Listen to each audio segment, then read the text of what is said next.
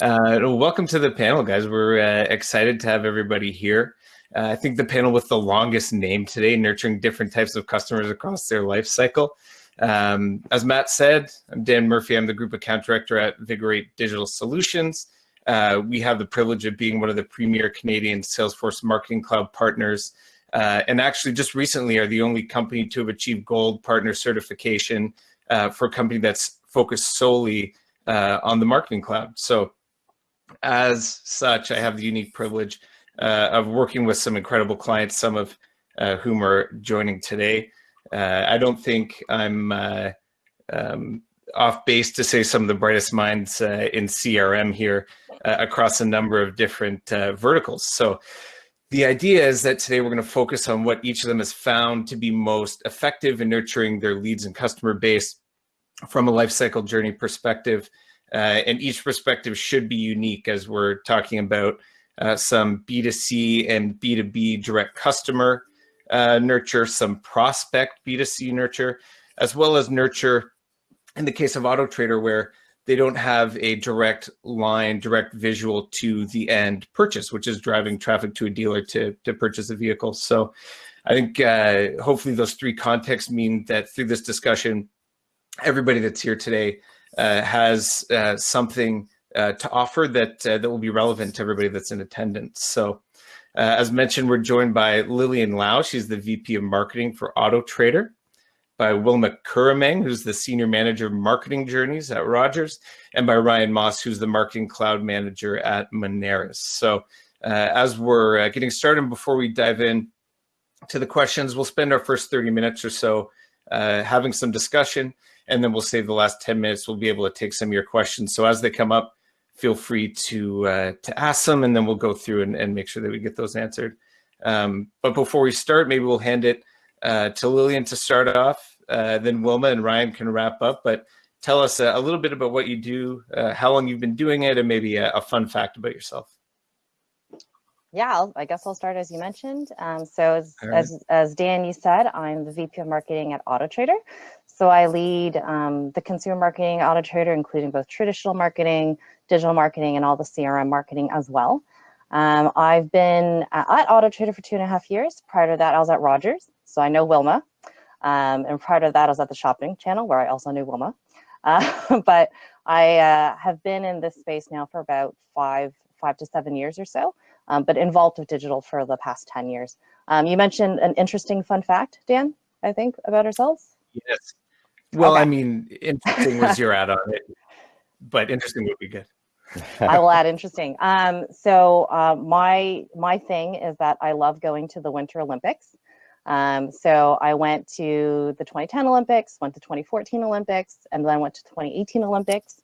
And my big thing is that I was there when Tessa and Scott won their gold medal in ice dancing. So that is my hopefully interesting fun fact.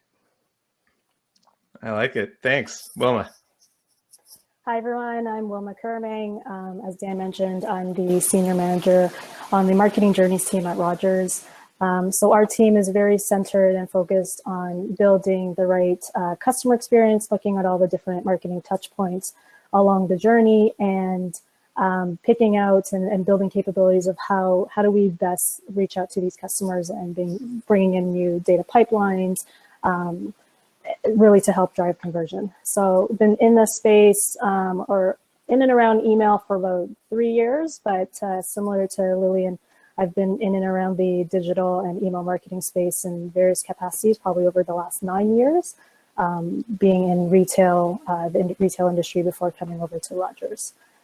So fun fact, I went way back in my history here. I was once a triple jump gold medalist. And for those who don't know, triple jump is a sport in Olympics too, but a track and field sport. And definitely those glory days are now over. And the sport that I love now is volleyball, and love to play that when I can, but really haven't had a chance over pandemic time. So the recent sport has been chasing around my children. So. That's a good one. I think many of us are intimately familiar with that since March or so. Ryan. Awesome. Hello, everybody. My name is Ryan Moss. I am the Marketing Cloud Manager at Moneris. Fairly new to this role, fairly new to the client side in general. I've been here for, I don't know, 8-ish months now. Before that, I spent the majority of my career working agency side, doing solutions consulting and helping other marketers kind of achieve their goals. With this change, I've been able to focus on kind of one team, one dream, and really my role at Moneris is to bring in technology to be able to help us improve our customer experience with our merchants and find ways that we can really communicate with them in a way that's not going to be overburdening to our audience. I'll be completely honest with you. I completely forgot about the fun fact. It wasn't in the list of questions you sent over, Dan. So I'm just going to come up with one on the spot, and I think I'm going to have to go with the fact that I can recite the Big Mac anthem in 2 seconds to get free hamburgers. However, I won't eat a fast food hamburger. So kind of it's a real catch-22. Yeah, that's today. right. Yeah, I know. If you want a free hamburger, right. Let me know. Well, I know we're also a few weeks away from Mr. Moss becoming a father for the first time. So congratulations on that. It's exciting. That's very true. 4 weeks. Beautiful. Weeks. I had to move out of the. I had to move into the dining room because my old office was is now the nursery. So there you go. All right. So yeah, we'll dive into to some questions here, and we'll start with one for Lilian. Ryan and Wilma, feel free to fill in any responses or perspective from your side as you'd like. But we'd like to know in terms of what are the unique challenges maybe to autoTRADER that you faced in terms of setting up your CRM practice, getting it running. How did you overcome some of those, and what has that looked like as you've been building that out? Yeah, it's a good question. For us, really, it's more about the complexity and coordination of getting a CRM system in place. I think most people understand the concept of a CRM system. Like, we're all consumers, so we interact with emails pretty frequently.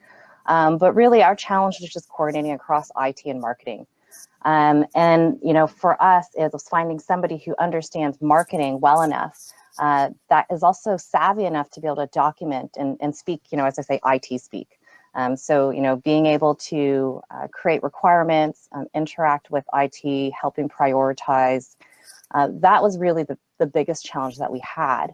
The other thing too for us up front that was a little bit tough is we initially didn't think of it as a project. I think we ourselves underestimated how complex it could be just because of the things we were trying to do. So another important thing for us to get this project moving was we had to make sure it was prioritized at the highest levels. So in terms of how we overcame both those challenges, so the fact that we underestimated how big it could be, and the complexity and coordination is we just made sure that we brought in talent that could speak IT speak, was a marketer at heart, but could also project manage. So they really helped quarterback that end to end, and they were dedicated. And they did a fabulous job of getting our CRM set up. And then the second point, which is just getting people on board, is thankfully people, as I mentioned, really understand the benefit of a CRM, but really putting that together in a business case, presenting it and getting alignment with your executives so that you do have the resources to support it. It's not, again, that people don't recognize it's important. It's just that in an organization, there's so many priorities that it's important to define where this sits in that list of priorities. And that really helped us, is having those dedicated resources. Makes sense. In terms of the technology investment and building the business case for that, and that really shift, I think, to what CRM practice in general represents, which is a change to a more customer-centric approach. Did that change in mentality come easily? Was it a larger organizational shift? What did that look like? I think that actually, I would say autoTRADER is actually quite good at thinking of the customer. It's just, again, that there are so many priorities where it's like, wait, but these things also help with customers. So there wasn't an issue in terms of convincing people that it was the right idea. The challenge, though, was just ensuring that we prioritized it accordingly. So it was along the lines of, okay, are we going to focus our energy on delivering this new functionality for customers or this functionality for customers? So it was just kind of working with the teams to ensure that what we wanted to do with the CRM took a priority. So it's just making sure that amongst all the different things that an organization could embark on, that your activity, once you document it and highlight the benefits, is kind of moved up so that it has that visibility and that support. Very cool. Yeah, I think another kind of example of, Nadia was talking earlier about evangelizing results. But before you can evangelize results, you need to kind of evangelize for that cause to say, here's what's going to help get us there to get those results. So there's that as well. Ryan, interested in your take. Obviously, you've been at Moneris for 8 months, and you've kind of been part of that organizational shift and move towards a CRM customer-centric focus. So interested in your perspective in being brought into that existing team and building it out. For sure. Yeah. I mean, it's definitely a great initiative. And it was actually started before I even came on board. When I was actually on the Vigorate side, I was working with Moneris as a consultant to help move some of the programs over to what we would call an always-on program for CRM style communications. And it's ultimately what led me to making the shift to client side, being able to focus on it in a lot more detail. But I could say that with a company like Moneris and the way that we're set up is like one of the huge challenges that we really had to go through when we were making this change was all the different teams that needed to be involved. I mean, you got to think about everybody that needs to be involved, and you want to avoid situation where there's too many cooks in the kitchen. You've got technology teams, you've got PMs, you've got copy, you've got legal, you've got compliance, you've got creative labs, you've got data, you've got your own role. And you also have to have strategic marketing input as well. So being able to kind of facilitate those conversations, and just like Lilian said, is building out that plan at the very beginning so that once you're into the actual thick of it, you can just keep going and just kind of steam through it is really important. But one thing that I will definitely add is you can't expect it to be 100% in one day. And even beyond that, even your initial plan, probably realistically only 10%, maybe 20% of it will see it go live within the first launch. And then you're going to have to continuously monitor the reports and reiterate and rebuild as you go forward. So I guess my how we overcame it is we built the plan, we started the build, and then we're always flexible and we're always looking at ways in which we can use data and other information to enhance and technology to enhance the programs as they were built. And Wilma, I'm interested in your perspective as over the last 12 to 18 months. I think all three organizations have been going through that kind of CRM maturation process. But what does that look like at Rogers? If you can maybe share some of the successes that you've seen in terms of prospect nurture, which is your primary area of focus. For sure. I'll tag on to what Ryan and Lilian were saying too before about just challenges that, Rogers is a large organization, echoing a lot of the same sentiments of there's just many different priorities that are always in the mix, and trying to balance all of those priorities across the businesses can be challenging. So it's really trying to get that alignment from the get-go is very important. And then continuing to talk and keep your dialogue open with all of your business partners. So tagging on there, and then to your question about successes and nurturing clients and nurturing prospects for Rogers, I think what we've seen as success has really been understanding the prospect and watching them and listening to them through their journey up until conversion.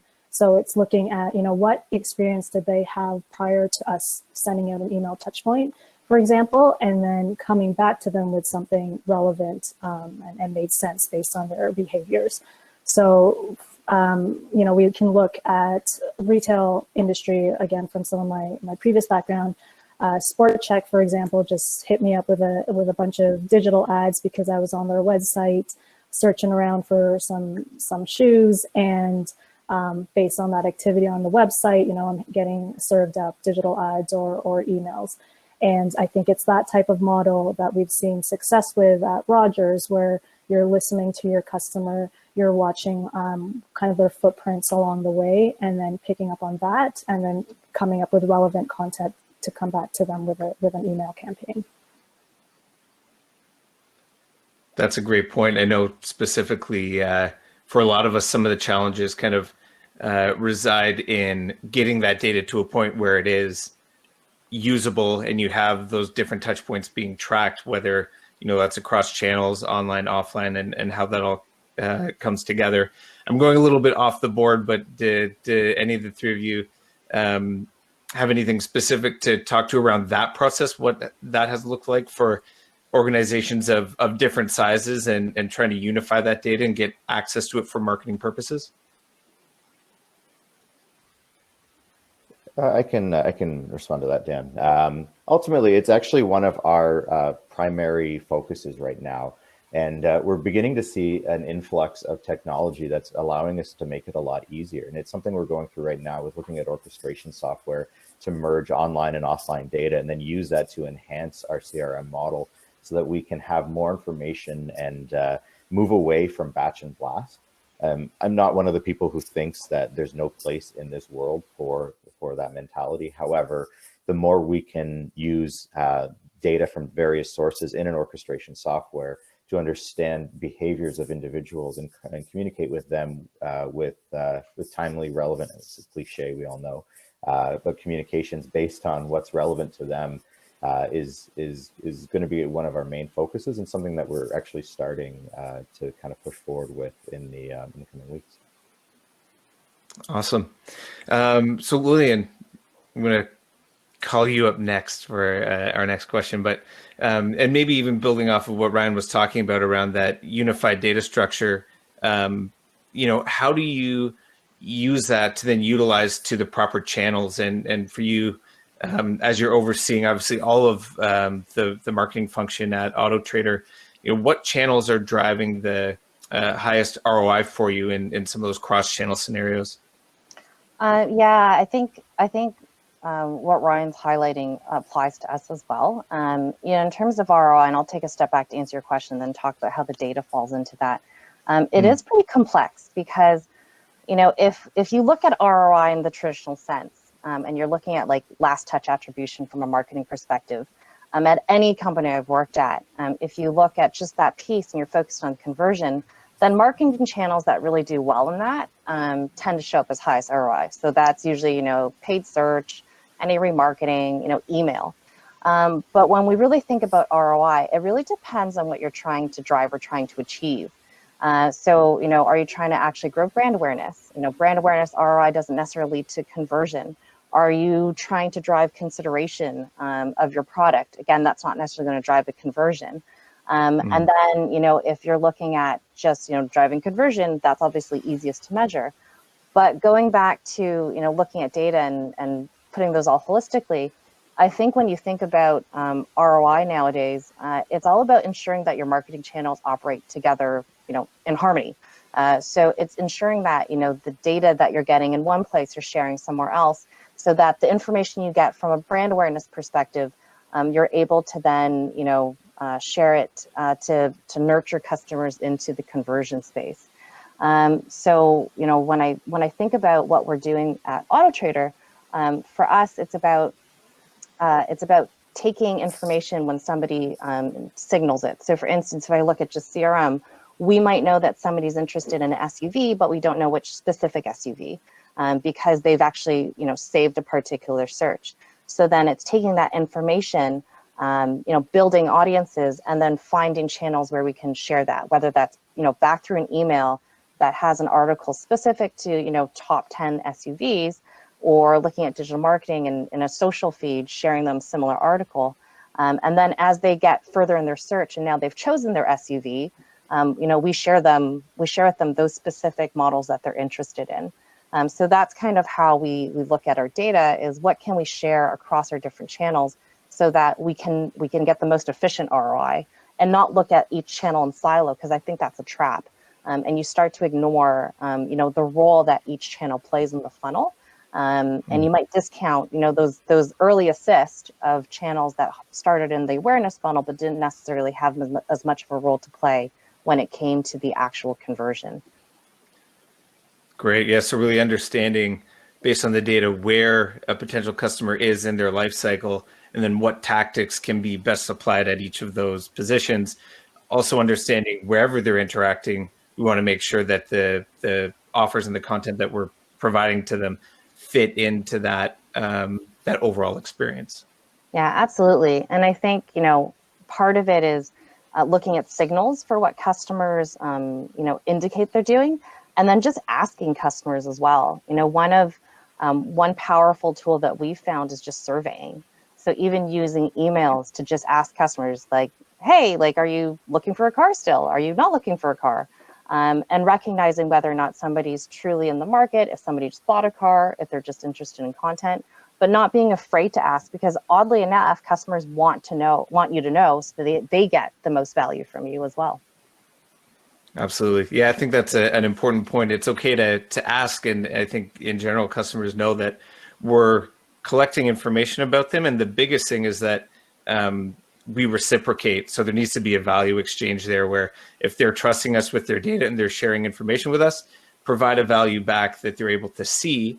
And you limit that creepiness factor that might be, if done incorrectly, put them off and negatively impact the purchase. And especially now in the age of, everybody has their Starbucks app, and we know what a great job Starbucks does in particular, just to give an example with a connected experience. That's set as a bar, and people really recognize when they're not receiving that connected experience and when they're receiving communications that are disjointed. So no, I think that's a great point. Ryan or Lilian, interested in your perspective on what are the most appropriate scenarios in messaging. Let's say a current customer, when you're nurturing them, that they've made a purchase of a specific product. Say, where are the best places for upsell and cross-sell messaging? Where have you found that to be the most effective? For sure. So we have a very different kind of scenario, different journey that we use when we're marketing to a prospect versus a merchant, which is what we would call a customer.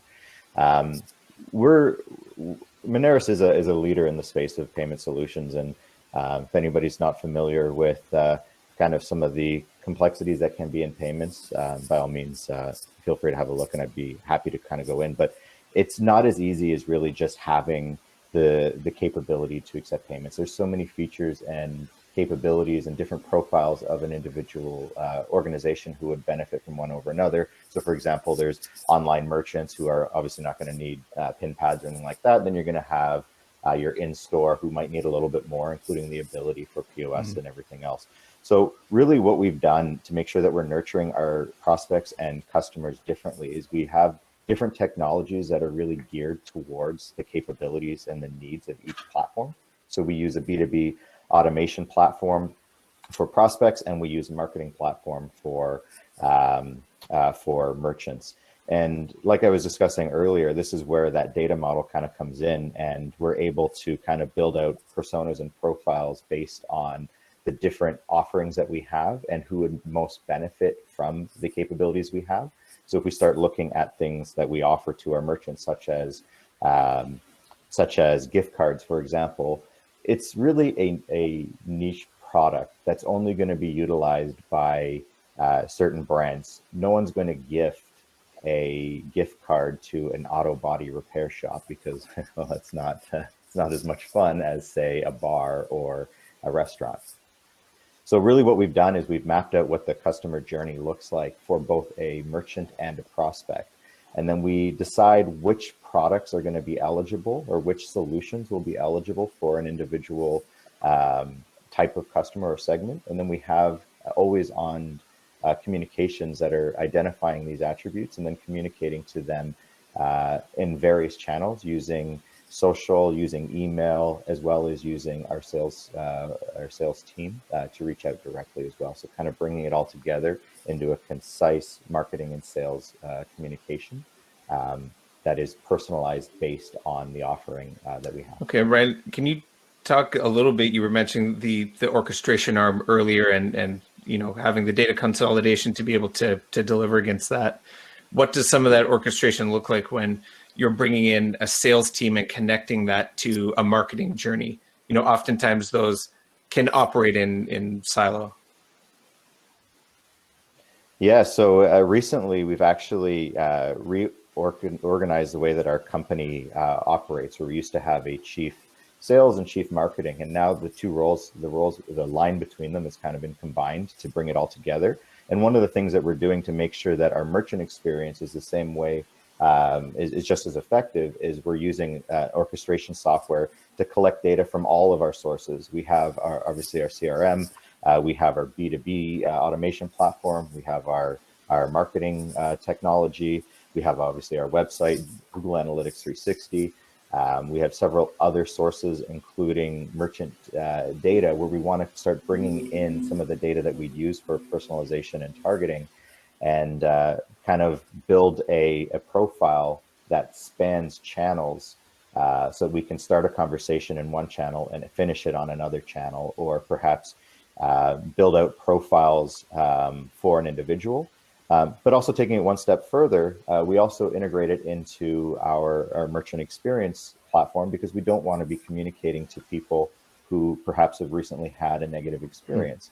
So this orchestration software allows us to bring all of this data together so that we can determine who should be targeted and who shouldn't be, so that we're honoring the wishes of our merchants. But also, let's be honest, with COVID, it's definitely put a little bit of a wrench in the system, where sensitivity is become so important, and this tool really allowed us to build on that strategy and make sure that we're not overwhelming or annoying our customers. That's a great point. Certainly, I think COVID has meant that a lot of us have had to alter our path for 2020 and find ways to connect and new pathways to engage with customers and with prospects that are going to meet them where they're at now, right? Because certainly everybody's expectations of what this year was going to be have shifted dramatically, and then especially coming into the fall and planning forward into 2021. I think with this new normal, it's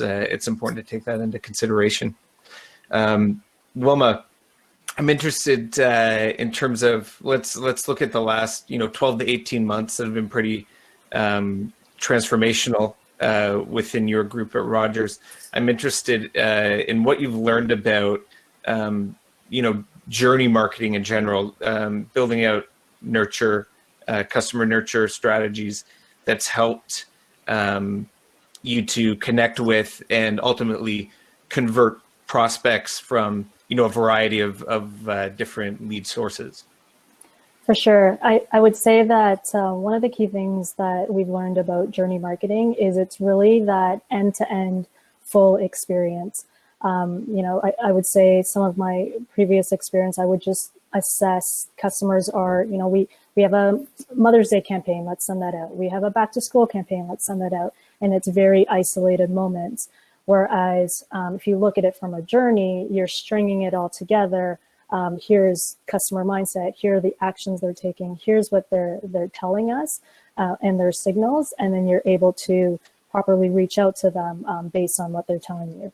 So it's a lot more listening to them versus I'm just going to guess what I think you want and I'm going to send you a communication about that. I think that's been a really big lesson for us to really connect with these prospects in a more meaningful way. Okay, great. Yeah, really that shift, like we were talking about earlier, from campaign centric to customer centric, understand where they're at and communicate with them there. Don't try and shoehorn them into your marketing calendar. It really needs to work the other way around. Yeah, and it definitely has. It has been a shift, and it's really helped us just to think through. Is this customer a little warmer, a little colder, and once you know that more about them, then you can design specific journeys and specific touch points that are catered to them. Great point. Great point. Lilian, so from your experience, I want to know what's the right mix of roles for an ideal CRM marketing team? What kind of functions complement each other and come together to drive effective strategy and execution? Yeah, I think from our experience, at least within autoTRADER, I'll tell you the types of skill sets that we're looking for, and whether or not that's one person or a mix of people, those are what we found important. One is you do need somebody who's very big picture thinking, strategic in their thought. So somebody that's, understands the customer journey, understands, well, what are people trying to look for? So somebody that really does put the customer first, which is, as we've talked about. I think the second type of individual or the outcome we're looking for is somebody that is a little bit more technically savvy.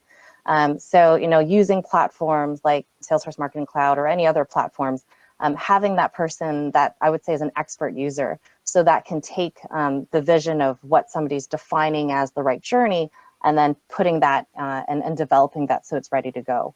That is the other important element.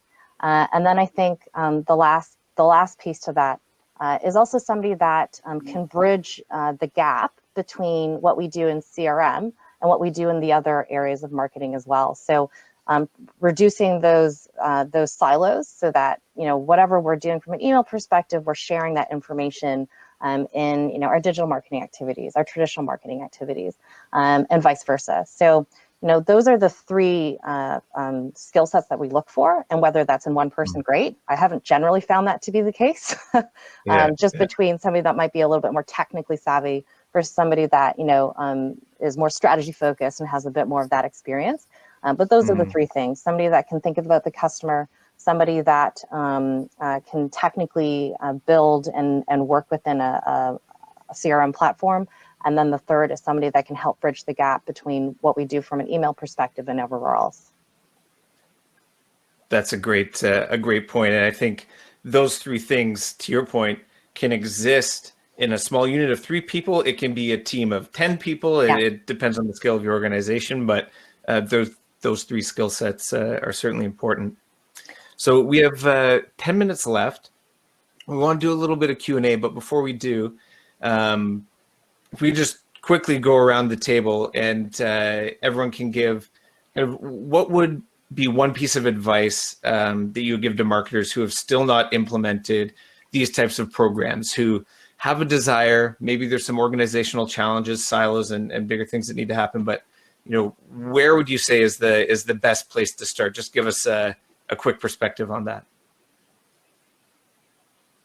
I'll go first. Lilian, we'll start with you. Yeah. Just like, okay, who's gonna talk first? I think what's important is just taking that step back and being really clear about what outcomes you're trying to achieve with this. So, I think oftentimes I had a manager once who said one of the hardest things to do is put pen to paper. So just really being really clear and documenting, this is why I want this program, and then doing the legwork of ensuring that the right people are on board with you. So being really clear about what you want to achieve and then communicating that so that you get the right support and prioritization.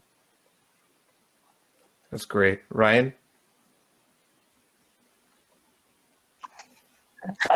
Yeah, I mean, you definitely stole my answer. Completely agree.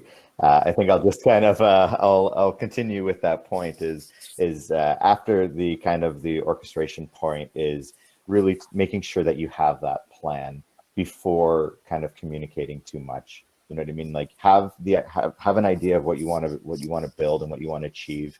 Have that vetted internally, and then before you bring it out to the rest of the teams, to avoid that too many cooks in the kitchen scenario.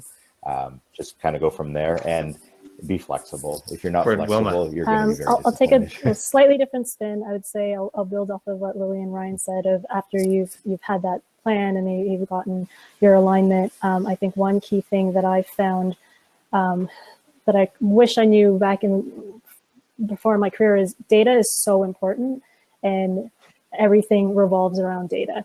So if you are trying to learn more about your customer and you have some gaps of where they are in the process, how they experience things, spending that time and putting in the resources to get the data that you need is so important, and it's such a big boulder to push.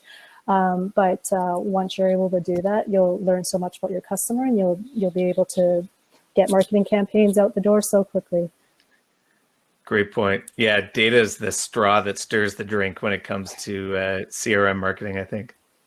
All right, so with that, I see a few questions have come in. If anybody has any other questions, please feel free to chat them in, but we'll start with one for Lilian, and specifically related to the context of autoTRADER. So Victor wants to know, how do you manage the periodical nature of the car buying life cycle? What's your experience with people interacting with autoTRADER between buying vehicles, between that those two inflection points?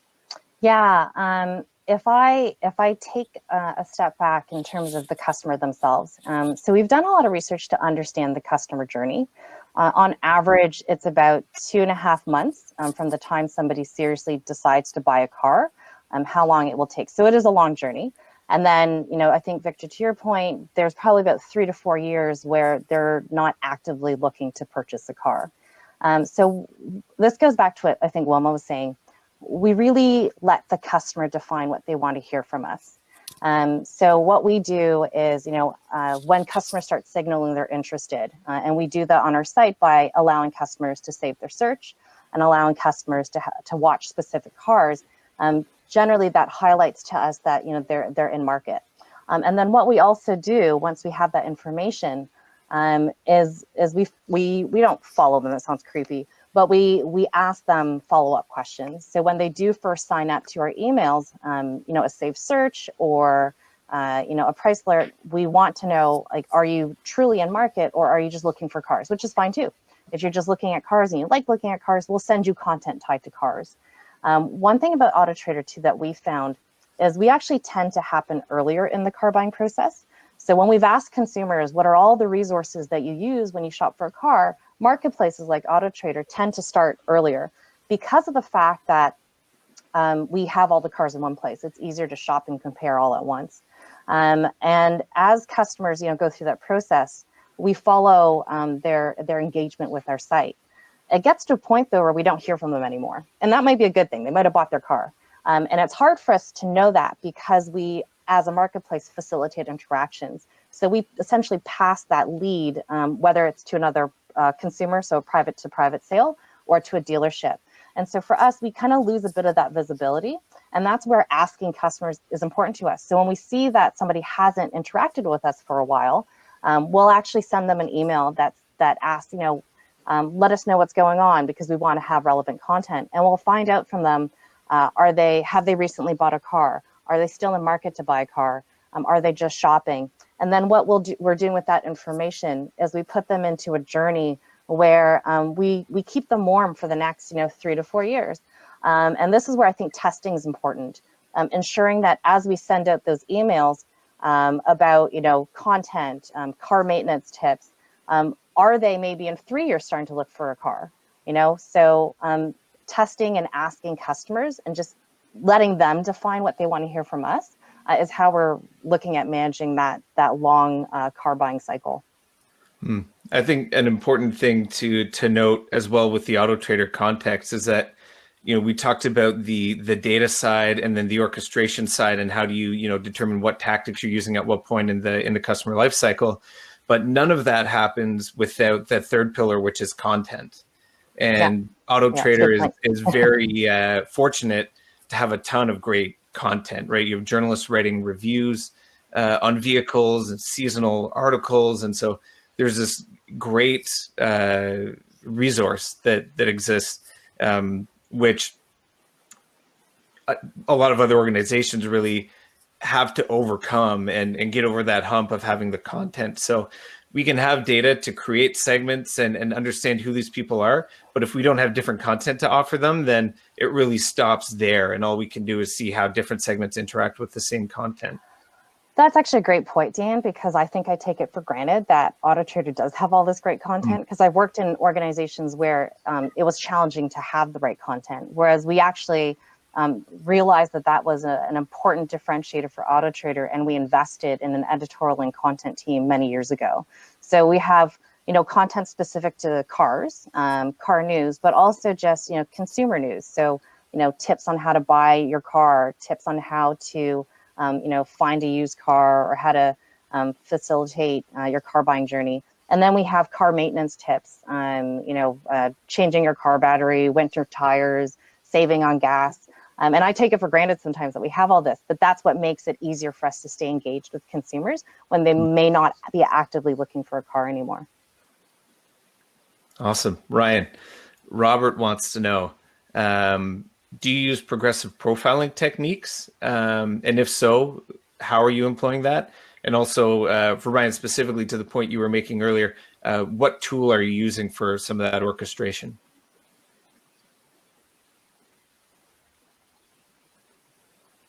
Yeah, definitely. So the answer to the first question is we do it to a degree today, but it's something that we're actually looking at enhancing. We're looking at using more data sources, and hopefully even the orchestration tool as being able to tell us a little bit more so that we can profile and perform a little bit better in that regard. So we are doing it more for net new merchants than kind of our existing. With our existing, it's a little bit, it's kind of the work in progress, and one of the reasons why we started discussing the need for an orchestration software.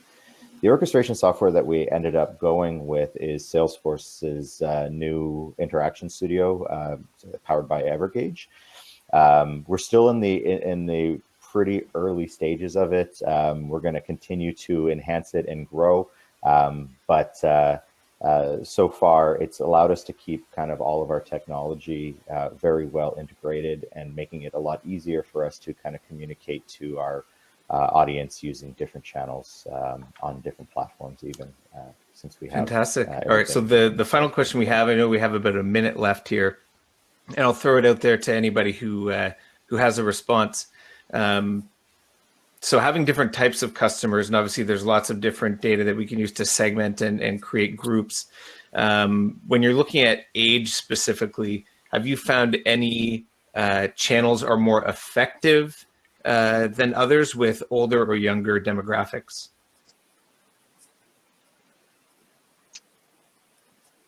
I guess I'll take that one. I think it's just every channel actually will have those demographics as part of it. It's just how, to what degree. So, from our perspective, what we found is, we actually look at each channel as an opportunity to reach everyone, but we just generally limit that audience breadth so that we're not being too broad. So in terms of specific channels that we found that work amongst young versus old, I think there's two things. I think we first have to make sure that the messaging matches the audience demographic that we're trying to reach. And then secondly to that, generally we tend to stick with the platforms that might offer more of that audience. So, for instance, YouTube is a great medium for, slightly younger audiences. We still are on TV because we recognize that TV still has a fairly wide audience and that might skew a certain age. But what we do is we're very specific in which programs that we might select, because those programs might attract a certain audience or demographic. So I would say we don't look at it, in silo that says, okay, YouTube's only for young people, TV is only for a different demographic. We look at it again, like together, and we identify which of those specific audiences we're trying to hit up within those channels. And that's how we generally work through it, so that we're not again siloing how we're approaching our marketing tactics. Yeah, I think that's a good point. So I think that's a good place to bookend it, and kind of brings us back to the fact that we're talking about three different contexts here between the three of you, and it really does depend for your organization. What the products that you're selling are, what your life cycle looks like. And a lot of factors other than age, although it can be a factor in the tactics that you're using. All right, well, thank you very much for joining, everybody. And I know the next session is starting right now, and Matt just posted the link in the chat. So feel free to click there. Excited to see what Anna has to say. And thank you, Ryan, Lilian, and Wilma for joining me today.